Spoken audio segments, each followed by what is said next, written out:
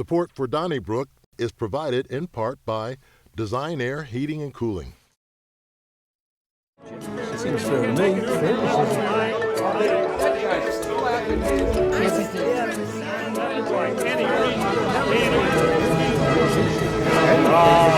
if you don't know what fair is, you can't make it. Unacceptable by any reason.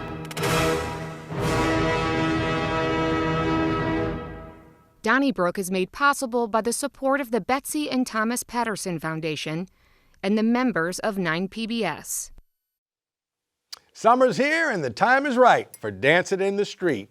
And you can also celebrate Juneteenth with us tonight on Donnybrook. Welcome aboard. Joining me tonight is Wendy Wiese, media veteran. Bill McClellan, a founder of Donnybrook and a great columnist. Thank you, Alvin.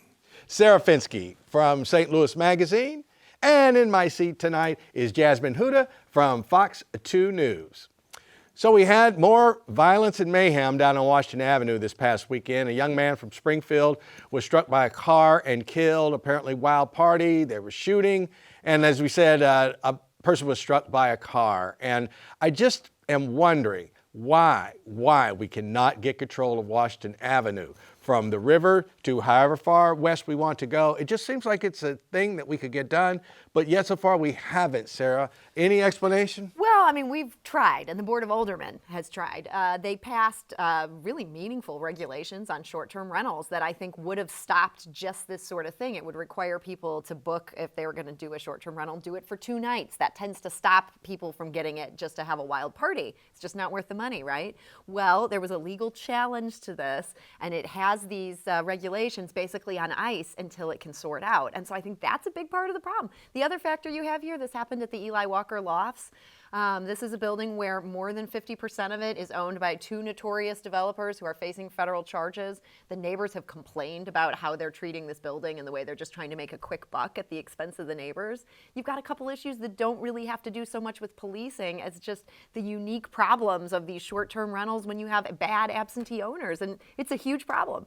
And I think also when you have fewer and fewer people who are actually living downtown, I mean, we've seen that the floodgates have opened, and that's not even counting the number of people that we're going to lose because of the recent storm.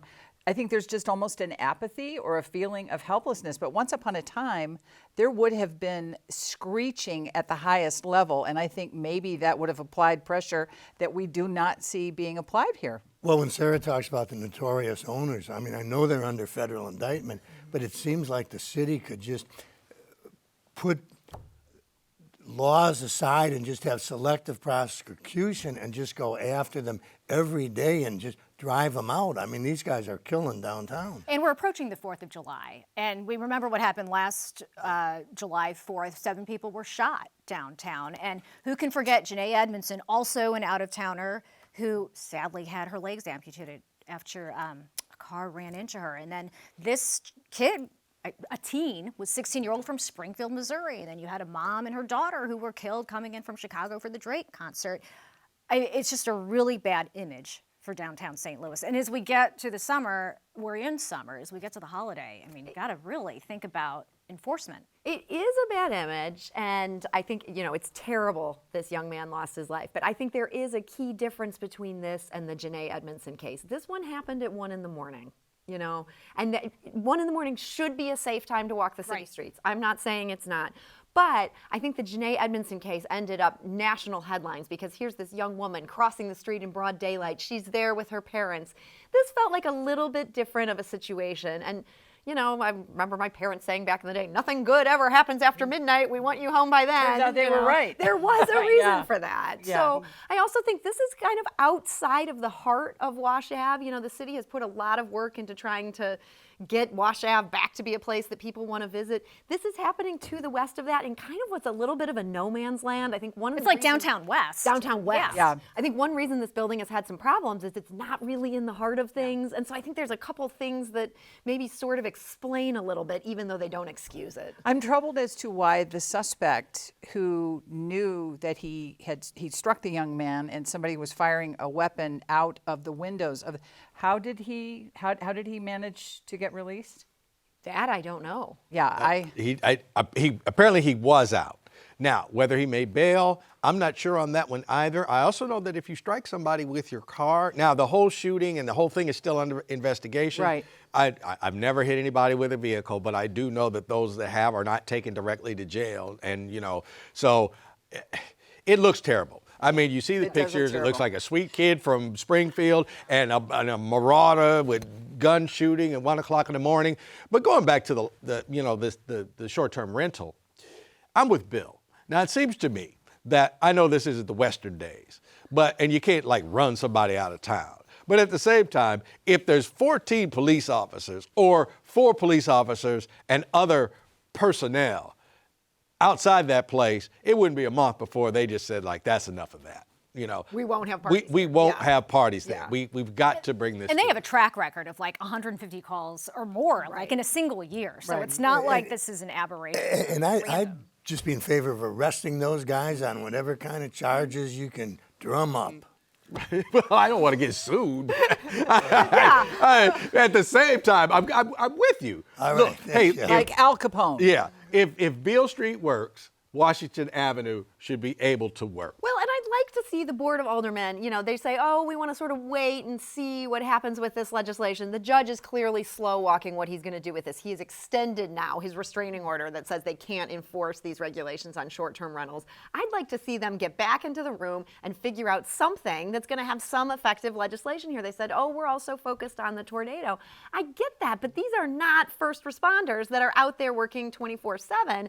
They're legislators. And what we need right now is legislators to figure out something that is going to pass legal muster. And we forget that the Cardinals, when you think of the Cardinals, they are, it's not other major cities that have fans of the Cardinal organization.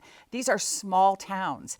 And to these small towns and the people who live there, St. Louis is a big, big city. And as you said, Jasmine, we have had a laundry list of horrific accidents. And whether it's like the time of day or the part of downtown, I just think it's sad. You read an article about this person from 16-year-olds from Springfield, and then you can see, like, you search, someone else was shot or someone else was hit. So or they're injured. doing And I think from a national perspective or regional perspective, it just doesn't do us well. Okay.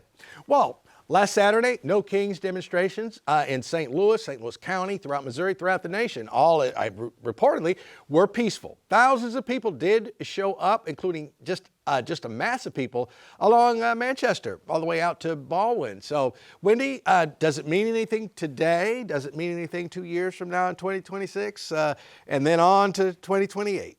I don't think it does. I don't think it does, but I think it does provide a great deal of, maybe it's, the warm, fuzzy factor for people who are feeling really confused by what they see happening right now.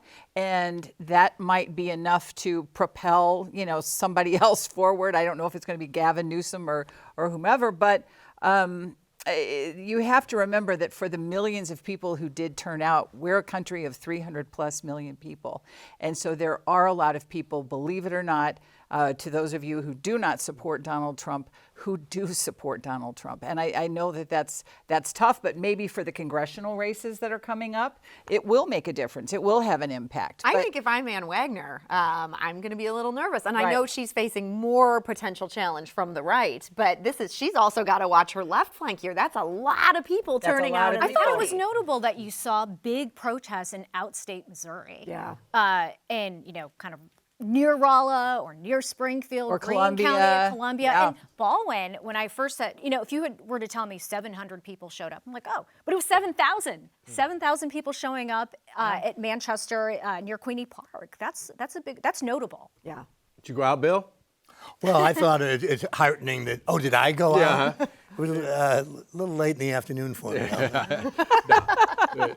But we had spoke about it, but yeah. Right, yeah, I did not go out. Did you have to bail your mother out of jail, Alvin? I did not. I did not. That's good. My wife survived the whole thing. Yeah. No, we had talked about it last week, and I said, you'd be surprised who's going to be out there. And if 7,000 people were out there, I will harken back to, it was a chilly, rainy day. And I was on the other side of the state. My daughter called me and said, like, Dad, there's probably like 700 people out here along Manchester. And you mentioned that, and that was back in the spring. 10 times as many this time. Yeah, now, I'm not saying easy. 700,000 will show up the next go-round, or 70,000 times 10, 7,000 times 10, do your math, Alvin. 70,000 will show up the next time. But I do think it's something, and I think you made a good point. You're in the 2nd Congressional District, and it wasn't like everybody went there, because there were people downtown, and there were people in Columbia, and there were people all around in Missouri. And if Missouri is getting active, then I think there is something that, need at least keep an eye on for right now. Okay. Invest STL is keeping its eye on the families that have been displaced by the tornado, and is their plan to make some direct cash payments or direct check payments to those families that find themselves without a place to stay right now. I think their homes have been red tagged, which if they haven't left, they are going to have to shortly. Myself, boy, the direct cash to people, it doesn't bother me, but it kind of, I'm wary of that. Jasmine, am I being overcautious? Well, I think this organization is interesting. Invest STL has a history of working in underserved neighborhoods in the city of St. Louis. So Visitation neighborhood, West End neighborhood, and they've been working with, this is pre-tornado, have been working with families and giving them actually $20,000 with $2,000 to start. And they show them how they can repair property, restore property, buy property, how to invest, how to open a business. These are all great things. I know with the tornado relief, $3,000 sounds like, what are you going to do? Is there any accountability? They work with residents step by step on responsible ways and practical ways so people can stay in their homes. And that's a big concern for a lot of these families who have lived in these neighborhoods for generations. They're priced out. They can't afford to make the repairs. And we're waiting to hear from FEMA and the city and the state. This is just one way to fill the gap. An immediate need, at least. I think it's great. I think that giving these people who've been red tagged a check for $3,000, and it's great that they're counseling them, Jasmine. Yeah. But even without counseling them, just say, here's $3,000. I know it'll help.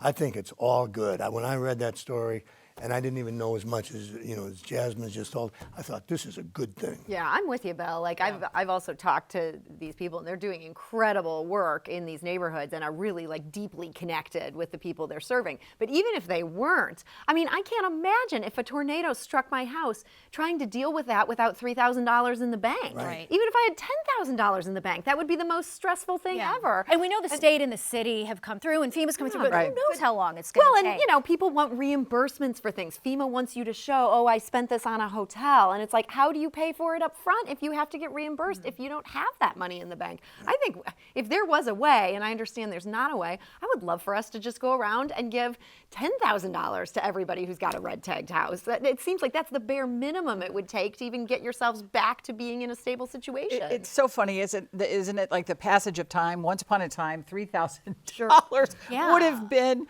such an incredible amount of money. But I do agree with Sarah that $3,000, when you consider everything that they have been through, and the fact that some of them are living under tarps, $3,000 doesn't seem like much at all. And I say, Godspeed. Well, how is this different than the $500 allotment that because the there was former mayor? There was a tornado. These people have been victimized. But I don't think the city tracked how people were spending it with that $500. That's right. And it was more random. Everybody didn't get $500. Some people got it. Yeah. And $500 is a nice little chunk of money, but it doesn't really help all that much. $3,000 just seems more substantial. Right.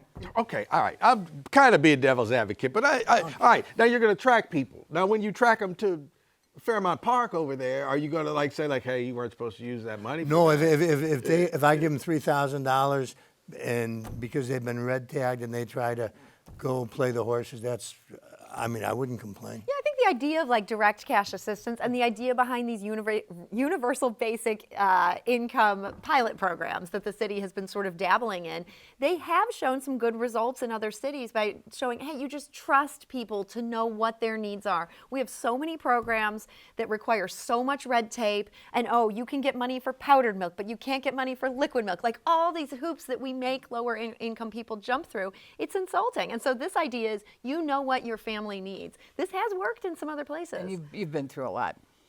Me? No. Oh, all right. The people I don't mean to that- wait. I no, don't the mean to people that you- laugh. The people that you are trying to deny their $3,000 payday. And I'm not trying to deny them. What I'm trying to say is, in the world of checks and balances, I'm not sure that there'll be enough balance to go with the check. And I would agree with you. If it were in excess of $10,000 or $15,000, then absolutely we would want some checks and balances. I'm going to get a lot of hate for this, I know, but $3,000 is kind of like you've been through a lot. Just breathe for a minute. Okay. All right. Okay.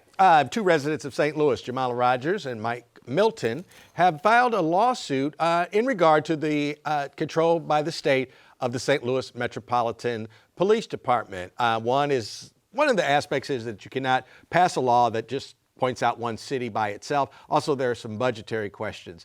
Bill, you think this one has got a better chance than the convoluted suit that the city filed? And your thoughts in the future as this goes on? Well, perhaps it has a better chance, but I hope not. I wouldn't want to make the legal arguments against it, but I am firmly convinced that the police department did better for all those years when it had a board of business people who were in charge of things rather than the city control, which was always kind of sketchy to me.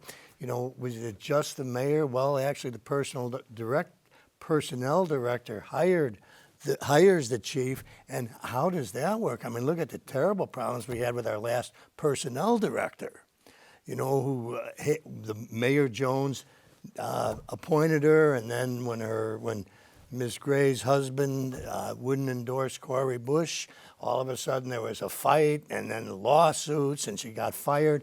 And if I were a police officer, I'd think, I don't know if I want these people in charge. Like, I wouldn't want the governor, in charge of the police department either, because we sometimes elect goofy governors. We elected Eric Reitens, but I think businessmen, it just makes more sense to me. Well, I continue to be opposed to this. I think Bill and I are just never going to agree on this one. I'm a city resident. I want our police chief to answer to our mayor, not some board of cronies. And, we've talked about there have been some bad choices on this board in the past. And while I think Mike Kehoe will probably do a decent job of choosing some people, would every governor of the state of Missouri? There's some guys I know that want that governorship that I would not trust to choose people that are in line with the values of city residents whatsoever. So this whole thing makes me very nervous. I don't know if I'm just being Pollyanna-ish. I do think the legal grounds for this lawsuit make a little more sense to me. They're basically saying, there is a state law that you can't just single out one municipality. This does seem to be singling out St. Louis. I do think but when you just one sentence. Sure. When you talk about, who we elect, I mean, you have to look at this. The city doesn't have a great track record either. I mean, you can look at Kim Gardner getting reelected. You can look at our present sheriff. I mean, sometimes I think that just a group of sober business people is a good idea. No. I'm really curious who's going to be on this oversight board. So that's what we're going to hear about in the next few days. They've named a transition director, and that person is supposed to lead them from local control to state control. But in the next few days, Governor Kehoe is going to name 4 out of the 5 voting members. And so the stakes are very high. And so it'll be interesting because the mayor has 1 vote automatically, but the business community is going to be wondering who those 4 other voting members are. I'm sure the business community has let the governor know who they like. Yeah, and they have to be confirmed by the Senate. And then one of the last 2 lawsuits stipulates, doesn't it, that you have to, if you spend X amount of dollars on the police department, then you also have to spend the same amount of money on the fire department. Yeah. So this is like a parity That's what the lawsuit issue. is saying. Is this is like it's almost an unfunded mandate here because the city has that baked into its law. So whatever raise the police gets, well, the fire department's I remember when the Board of Aldermen passed that. Yeah. Parity for the firefighters. Right. Yeah, there you go. I think whoever's on this board, they'll answer to the governor, and they won't answer to anybody else except the governor. And like we're going through right now in the United States of America, there's going to be a different president. And there's a lot of decisions that are being made that, do we want the next president to have that same, ability to do things? Do we want the next governor to be running the St. Louis Metropolitan Police Department? I'm kind of frightened of that. I'm also kind of frightened of the continuing story about the county animal shelter. Now, before anybody goes off on me again, I love animals. We adopted a dog from the shelter. I mean, Bella, we love her. So I've been getting a lot of like, and kitties. Eddie dog and cat. Yeah, exactly, from the Humane Society. But Sarah, so the latest is they've hired a gentleman to now be in charge who has absolutely no experience whatsoever with animal shelters or anything along those lines. And Dennis Hancock and others are upset that he has no, credibility when it comes to, animal shelters. Also in North County, they're going to build a new animal shelter, and I didn't know we needed a new animal shelter. I just thought we needed to fix the old animal shelter. Where do we go from here? Yeah, I mean, this guy has his work cut out for him. And I'm going to say I feel a little bit hopeful about this. Sometimes you need somebody with that outsider's perspective. And this guy does have a history of running something.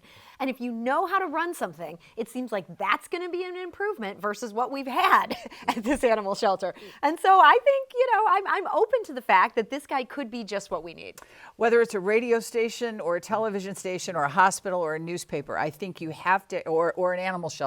I think the person at the top has to have more than just a love for puppies. I love puppies, so therefore, and I know about organizational skills, so therefore I am qualified. I think that's what the volunteers are kind of screaming silently. It's like, oh no, please. I'm sure there are a lot of really subtle, nuanced things that have to do with the execution of the job that just a organizational manager guy is going to be ill prepared. There's a lot to be said about bringing an outsider. They can bring a different perspective, a fresh perspective, but the concern here for so many of the critics is we're dealing with someone who's surrounded by people who have very little or no experience, and there's a very high turnover rate. And they failed 3 inspections under this guy. And Sam Page is asking now, first it was $3 million, now it's $18 million. I can understand why, I believe it was Mike Archer on the council who said the solution isn't putting money into the problem. The solution is to fixing management. Finding the right people. And that's why, jobs, and this is, publicly funded. Are we gonna, is this the way to fix the problem? Well, APA did such a fine job, it seemed like. We should have been paying closer attention when they jumped over the side of the... I remember all the criticism, and here on this show was, they were giving... Gift cards. Gift cards for Dave and Buster's. I mean, it wasn't like the Chop House or something. And, hey, this is public money, and so, okay, we got rid of them, and we haven't been able to replace them. Now, I know you don't necessarily hire your detractors, but why doesn't Sam Page hire somebody from the APA that worked at the old shelter? You don't hire your detractors. Okay, I answered my own question. You're a politician. Abraham Lincoln did, right? A team of rivals. But you're not going to find that with Dr. Sam Page, I don't think. I mean, the whole thing is just such a mess. Like, it's really going to take a lot of work to turn this thing around. And it's hard to imagine, which experienced animal shelter person would be jumping to take this job. Yeah. Right. Well, and there would be a shortage. I mean, they already have a shortage, so who's going to work at the APA one? Are they going to have people go there? It's to be seen. Yeah, that like I said, that was another point. The new one. Who's going to work there? Because we can't find.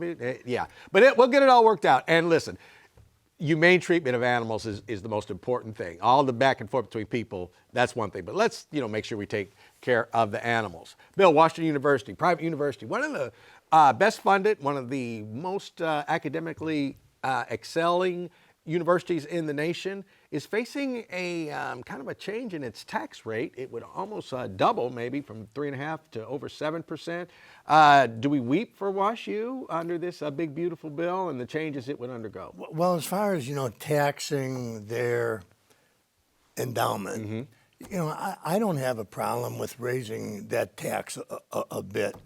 My problem with Washington University right now is I thought that the Chancellor, Andrew Martin, was way too wishy-washy in his statement to the staff and the students about, we've heard clearly from our elected leaders that we've lost our way and lost the faith of the people.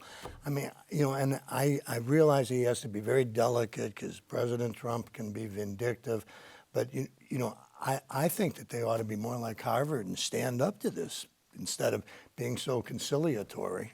Boy, I think that's easier said than done. I'm sure it is. Reading about what Harvard is dealing with right now, I think they kind of had to take that fight. Their donors were very enthused by that fight, but boy, is it complicated. Those federal funds are so entwined in everything a university does at this point. But I feel like Andrew Martin is between a rock and a hard place here. Right, but a lot of universities and colleges signed on to that letter, defending Harvard, including St. Louis University with Fred Costello. They just don't have, they probably don't have as much to lose. Oh, I know they don't. I know they don't. But this idea of kind of cowering, you can't hide from these people. I agree. And the greatest university in the United States of America, the University of Kansas, signed on to the letter. And trust me, we have a lot to lose because lose people like me, it's the end of the university.